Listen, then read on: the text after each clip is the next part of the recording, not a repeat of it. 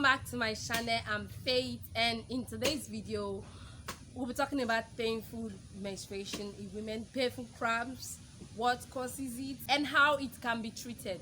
Alright, so let's get started. But first, don't forget to subscribe to my channel and hit the notification bell so you'll be the first to know whenever I upload a new video. Right? Painful menstrual cramps are also known as dysmenorrhea, and this occurs in the lower abdomen of women when they are on the menstrual cycle.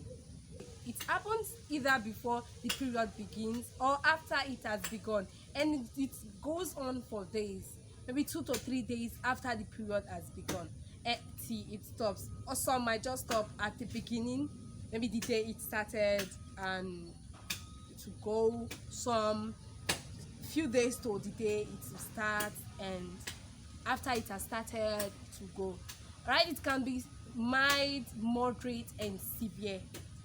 Menstrual cramps can be so severe that it interferes with the daily activities. Like, it stops you from going to school, from going to work, from doing anything at all. Some people will just sit at home. These pains will just make them stay at home all day, just lying down, crying, and they won't be able to eat anything. Like, it can be so severe for some. Alright, so when it is this severe, a lot of people tend to wonder, like, is it really normal? Some will say it's normal, some will say it is not. But the truth is, it is not. Menstrual cramps can be as a result of a hormone called Prostaglandin. This hormone actually causes the contraction of the lining of the uterus, and that can cause inflammation and pain. This hormone is basically responsible for some functions in the body, including relaxation and contraction of muscles, induction of labor, and control of blood pressure, and so on. Alright, so this is the one I think should be considered normal. Alright, this one is, and let me just say, the normal one. Okay, so painful menstruation can be as a result of an underlying medical condition such as PMS. PMS is the premenstrual syndrome. Premenstrual syndrome, this is a condition that causes hormonal changes in the body that occurs 1 to 2 weeks before the period begins, and it goes away after the period has begun. And then secondly is endometriosis. Endometriosis is a painful condition in which cells from the lining of the uterus grows in other parts of the reproductive organs. It can be in the fallopian tube, the ovaries, the pelvic, like the lining of the pelvic, and it can also be as a result of uterine fibroid. This is just non-cancerous tumors in the uterus. Alright, and also it can be as a result of PID. PID, it is pelvic inflammatory disease. This is a sexually transmitted disease, so it can cause pains and inflammation. The next one is adenomyosis. I will list them somewhere on the screen for you guys to see, because right now I don't think I can pronounce any of these. Alright, so this is a rare condition.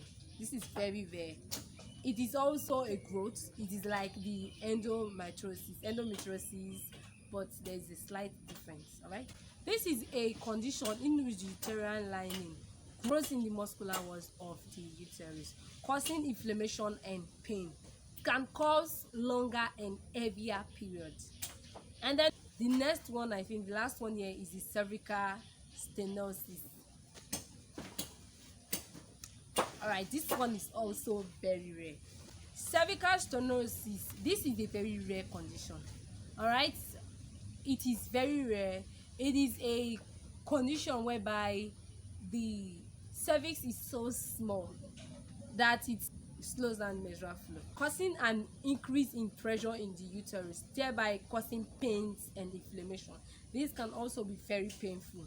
So this is why at times you have very painful menstruation and you just think maybe it's as a result of, maybe it's normal or it's something you ate or it's just something, but it can be as a result of an underlying medical condition that you do not know of.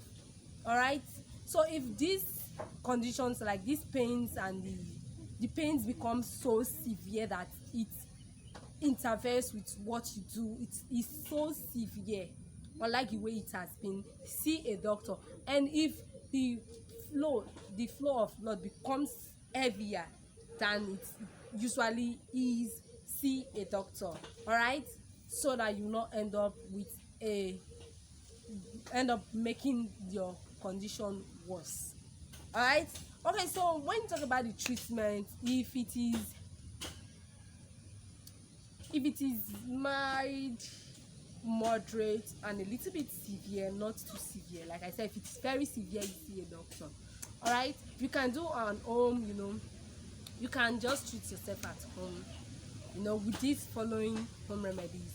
You place heating pad on your lower abdomen.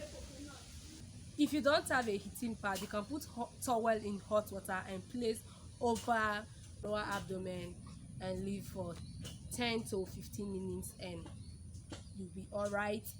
You can massage your lower abdomen, massage with essential oils, or you can use a balm to, hot balm to massage it. Then you can also take some pain reliefs like the ibuprofen. It is a very good one. There are other painkillers like for menstrual cramps like Dinas and the rest. There are others too.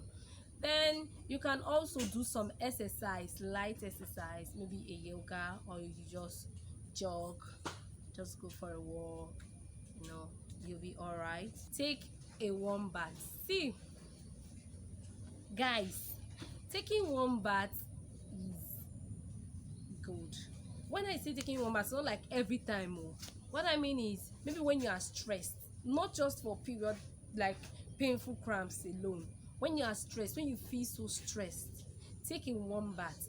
Maybe you can just when you get to the house, when you get home from work after a stressful day, take a warm bath. Believe me, you will feel so relieved. Like, this is what I do at times when I'm so stressed. It's as if it massages your entire body for you. I don't know how to explain, but it makes one feel good. Okay, then do not take caffeine, alcohol, and sugar. When I was growing up, my mother used to always say, when I'm on my period, I should not take sugar. A few days to my period and during my period, I should not take sugar, that it increases the flow of blood and also pains. It's true, so don't. All right, if it is as a result, if the pains is as a result of a medical condition like the PID and some other sexually transmitted diseases, you can also see a doctor, and your doctor may prescribe some antibiotics for you. And you can also see a doctor if it is as a result of others, and your doctor may prescribe some medications that include non-steroidal anti-inflammatory drugs like the aspirin, the ibuprofen, and naproxen, and also other pain reliefs like ibuprofen, paracetamol, and others. All right, and your doctor might also give you antidepressants, that can help reduce the mood swings due to PMS, premenstrual syndrome. Okay, so guys, if your period is different, like unlike the way it used to be, see a doctor. If there's any changes in your body, see a doctor. I've always said this in my channel and I will keep saying it. Always see your doctor whenever you feel like there's something different in your body. All right, okay, so guys, that will be all for this video. If you like this video, give it a thumbs up, comment, share, subscribe. Bye. Peace.